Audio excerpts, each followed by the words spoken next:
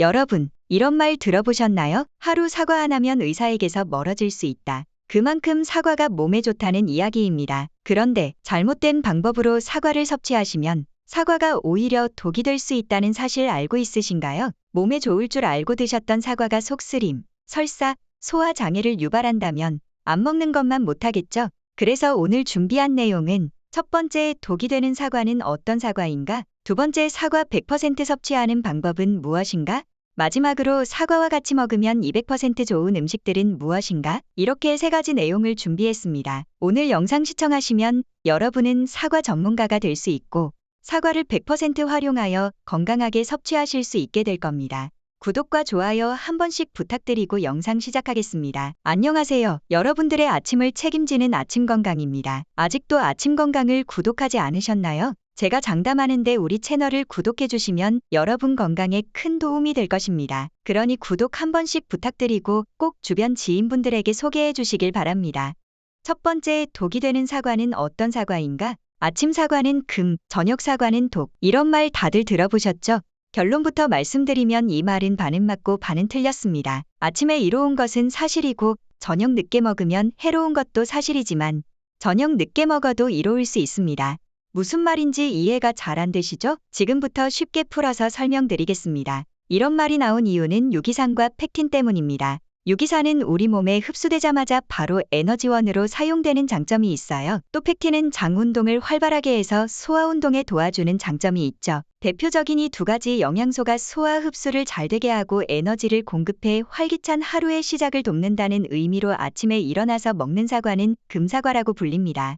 반면 밤에 사과를 먹으면 잠을 자야 하는 상황에 유기산과 펙틴이 위액 분비를 촉진시켜 장 운동을 활성화시키고 이런 장 운동은 숙면을 방해하기에 저녁 사과는 독사과라고 외면당하게 되는 거죠. 그런데 여기서 중요하게 짚고 넘어가야 할 사실이 있습니다. 여러분, 정말 중요한 사실은 밤에 먹는 모든 음식, 특히 자기 전 1시간 이내에 먹는 모든 음식은 독이라고 하는 것이 맞지 않을까요? 음식을 독에 비유하는 것은 지나친 감이 있지만 잠들기 전에 먹는 모든 음식이 위와 장에 큰 부담을 주는 것은 사실입니다. 그래서 늦은 저녁에 먹는 사과만 독이라고 할 수는 없습니다. 이 세상에 있는 모든 과일과 음식물은 독이 될 수 있기 때문이죠. 심지어 아침 사과는 금, 저녁 사과는 독이라는 말은 한국에서만 통용되는 말입니다. 서구에서는 밤에 허기를 채우기 위해 사과를 먹기도 합니다. 달고 짜고 기름진 음식을 먹고 자는 것보단 차라리 사과 몇 쪽을 먹는 것이 몸에 훨씬 이롭기 때문입니다. 저녁 사과는 독사과에 대한 진실은 이제 이해가 되셨나요? 그럼 다음으로 넘어가서 유튜브에 떠도는 이런 독이 되는 사과 절대 먹지 마세요와 같은 제목으로 상당한 조회수가 나온 영상들이 많던데 그 영상들에 대한 팩트 체크를 해드리겠습니다. 첫 번째는 갈색으로 변한 사과입니다. 이렇게 갈색으로 변한 사과를 주변에서 흔하게 보셨을 거예요. 사과를 까가서 놔두면 갈색으로 변하죠. 이런 현상은 사과가 공기 중의 산소와 반응하면서 일어나는 현상이에요. 그런데 또 유튜브에서 이런 사과를 먹으면 몸속에 활성산소가 생성돼서 노화를 촉진시킨다. 절대 먹으면 안 된다. 라는 내용이 많더군요. 이 내용의 결론은 낚시 영상입니다. 갈변 사과가 활성산소를 생성했다는 논문이나 연구자료는 찾을 수가 없었습니다. 해외에선 이런 이야기가 전혀 돌고 있지 않습니다. 오직 한국에서만 돌고 있는 괴담입니다. 물론 시간이 지난 사과가 신선한 사과보다 약간은 더 활성산소를 생성하지 않을까? 라는 추측은 가능하지만 그건 어떤 음식에도 해당되는 추측 아닐까요?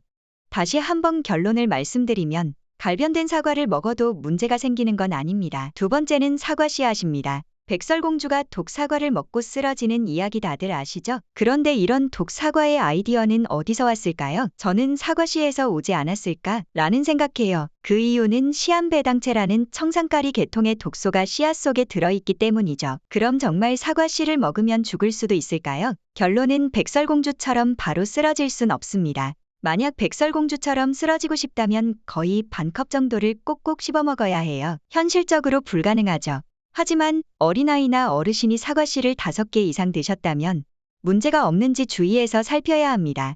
또 가끔 사과를 통째로 갈아서 드시는 분들도 있으시던데 아주 좋지 못한 행동입니다. 또 가끔 사과즙 중 사과씨를 제거하지 않은 즙들도 있던데 소량을 먹으면 몸에 큰 이상이 없긴 하지만 굳이 독을 먹어야 할까요? 그리고 사과씨 말고도 배, 청매실, 살구, 복숭아 씨에도 독이 들어있으니 주의해주세요. 지금까지 독이 되는 사과를 알아봤는데 어떠신가요?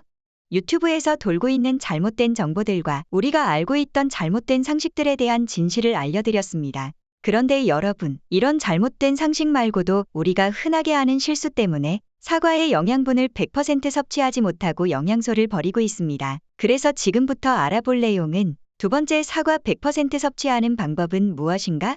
사과의 영양분을 100% 섭취하는 방법은 정말 간단합니다. 그냥 껍질째 섭취하시면 됩니다. 사실 사과를 슈퍼푸드 반열에 올려놓은 것은 과육이 아닌 껍질입니다. 사과 껍질에는 정말 생각조차 하지 않았던 다양한 영양 성분이 들어있거든요. 한국교통대학 식품영양학 전공 이경행 교수팀이 사과의 과육과 껍질의 폴리페놀 함량 등 활성산소를 없애주는 항산화 성분 함량을 분석했는데 놀랍게도 과육보다 껍질의 3배 이상의 항산화 성분이 함량되어 있는 걸 확인했어요. 폴리페놀의 함량도 8배 이상 높은 걸 확인했어요. 이 폴리페놀은 호주 웨스트 오스트레일리아 대학교 연구진이 70에서 85세의 여성 1,456명의 식습관을 15년간 관찰한 결과 사과 섭취가 수명에 영향을 미친다는 사실을 발견했어요. 연구에 따르면 여성의 경우 매일 사과 100g을 섭취한 사람은 사과를 섭취하지 않은 사람에 비해 각종 질병으로 인한 사망 위험이 35%까지 감소했고, 사과의 플라보노이드 성분은 동맥이완에 도움을 주고 나이 든 여성들이 암으로 인한 사망 위험이 낮아진다는 것을 연구진이 확인했어요.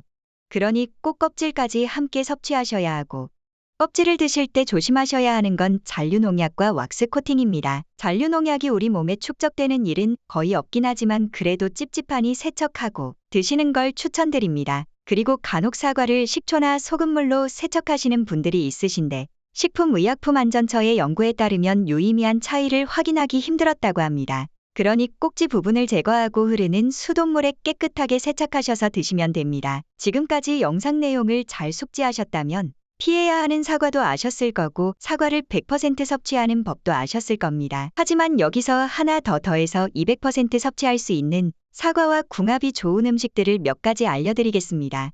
세 번째, 사과와 함께 먹으면 200% 좋은 음식들은 무엇인가? 여러분, 한번 생각해 보세요. 사과와 같이 먹으면 좋은 음식이 뭐가 있죠? 아마 대부분 당근을 떠올리셨을 거예요. 물론 두 조합은 환상의 조합이 맞습니다.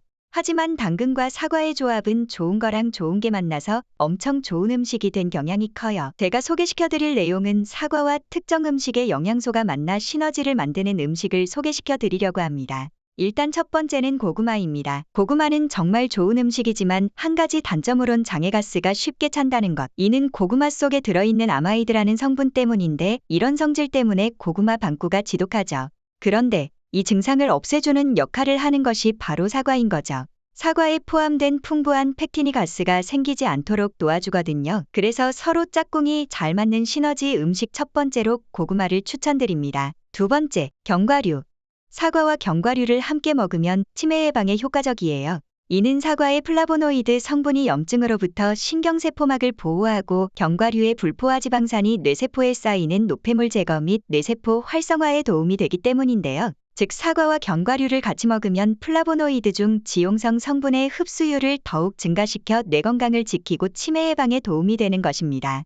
세 번째, 돼지고기입니다. 돼지고기는 찬 성질의 음식이고 사과는 따뜻한 성질의 음식이에요. 두 음식을 함께 섭취하면 성질을 보완해줘서 탈이 나지 않도록 도와줍니다.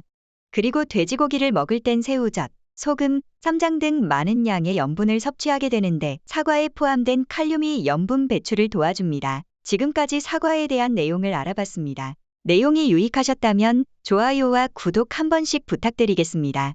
시청해주셔서 감사합니다.